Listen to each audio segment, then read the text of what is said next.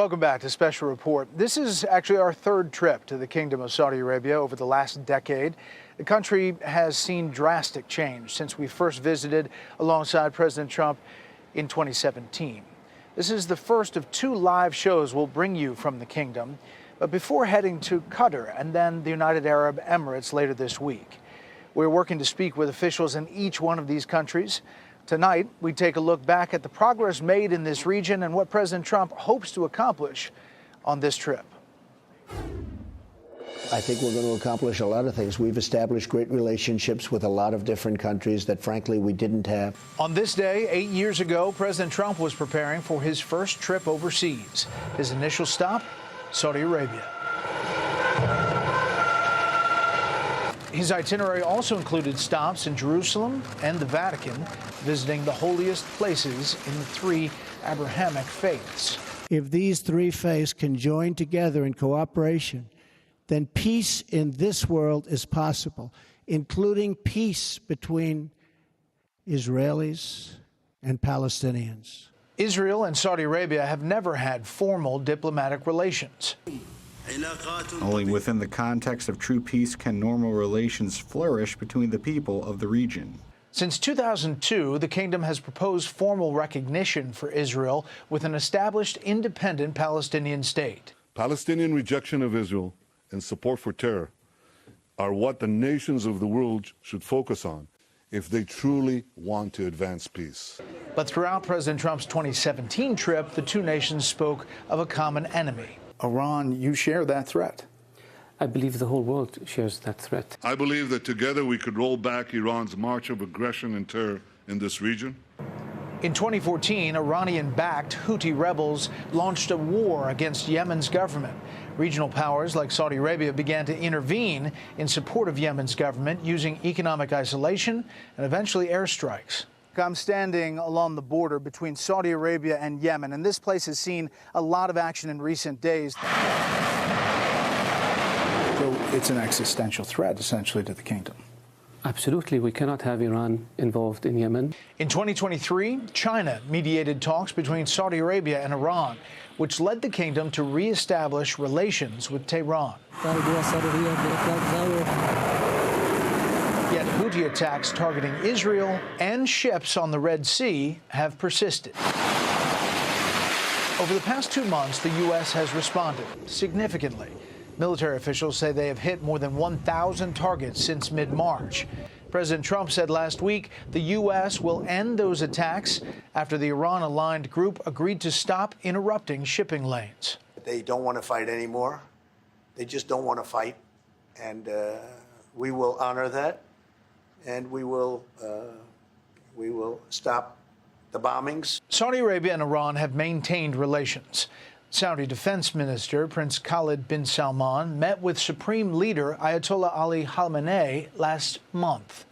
Prince Khalid was the highest-ranking Saudi royal to visit Tehran in decades. There are many people who wonder why you first normalized relations with Iran, a longtime enemy who back in 2017 attacked your oil facilities, but yet not yet Israel. Can you explain that?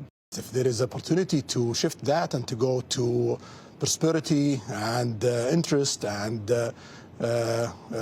working with Iran and working with other Middle Eastern, bringing Iran to work with the Arab world, with the Middle East, why not? When President Trump visited Saudi Arabia nearly 8 years ago, Mohammed bin Salman had not yet been named crown prince, but his influence and ideas were beginning to emerge. Deputy Crown Prince, thank you very much. This was a great day and a great honor. You have a plan called Vision 2030. Vision 2030 is truly a vision and a plan to change the Kingdom of Saudi Arabia. Less than a month after President Trump returned to Washington, Mohammed bin Salman, MBS, would be elevated to first in line to the throne. I'm seeing what's happening. It's like a revolution in a very positive way. And the change he has brought to his country has been significant. You've had this transformational change, every aspect of the kingdom, economic, social, cultural, religious. Can you give us some specific examples of what your goals are and how you think all of this is going? Well, simply, we have in the past few issues in Saudi Arabia and a lot of opportunities that we didn't use. We're trying to capture that and to go forward for a better Saudi Arabia. Tourism is the forefront of Vision 2030. The whole structure of sports in the kingdom has changed. The change is so fast and unbelievable. Even long-standing conflicts showed promise of being resolved. What would it take for you to agree to normalize relations with Israel? For us, the Palestinian issue is very important. We need to solve that part. So you think, if you were to characterize it, are you close? Every day we get closer. It seems it's, for the first time, a real one, serious. We're going to see how it goes. Well, I was delighted to hear what he had to say, and to borrow a phrase, I think we're getting closer to peace every day that passes. But just over 2 weeks after our interview with the Saudi Crown Prince and the Israeli Prime Minister Benjamin Netanyahu, the Middle East conflict erupted. On October 7, 2023, Hamas terrorists killed more than 1,200 Israelis in an attack and took hundreds of civilians hostage. The violence put any chance for normalized relations on hold, at least for a while. Well, a lot of plans change with time, and a lot of death has occurred since I left and now came back. Since the attacks, Saudi Arabia has criticized Israel's attacks in Gaza and reiterated calls for Palestinian recognition. In most of those instances where the talks eventually collapsed, it has been because there have been new requirements or new demands added on the part of Israel. Well, you know how I feel about the Gaza Strip. I think it's an incredible piece of important real estate.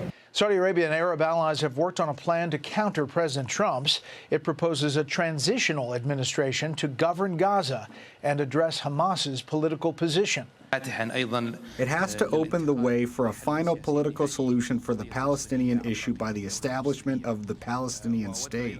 While Saudi Arabia and the U.S. have differing plans for Israel and Palestine, the two nations have been working on peace efforts in another region. What's your thought about Russia inside Ukraine? What's happening there, it's something bad. We don't want to see it. Invading a country. Saudi Arabia has become a key location for peace talks between Russia and Ukraine. The Saudis helped the U.S. broker a tentative agreement for a ceasefire and secured prisoner releases for both countries. Are you hoping to meet with Vladimir Putin in Saudi Arabia? It's possible, but most likely not. I think we'll meet with him shortly thereafter. While a meeting with Russian President Putin seems unlikely during his trip to the Middle East, it's still possible, and President Trump will be meeting with leaders from across the Middle East, a region that has grown rapidly in architecture, diplomacy, and influence. And it's a big vision. It is a big vision, and we get surprised every day that we reach our target faster, and we extend that to a newer target and a bigger ambition. So it's really exciting. A lot to cover on this trip, and we'll see what comes out of it. Up next, the panel on the president's Middle East trip, the latest on Russia, Ukraine, on his executive order on pharmaceuticals as well.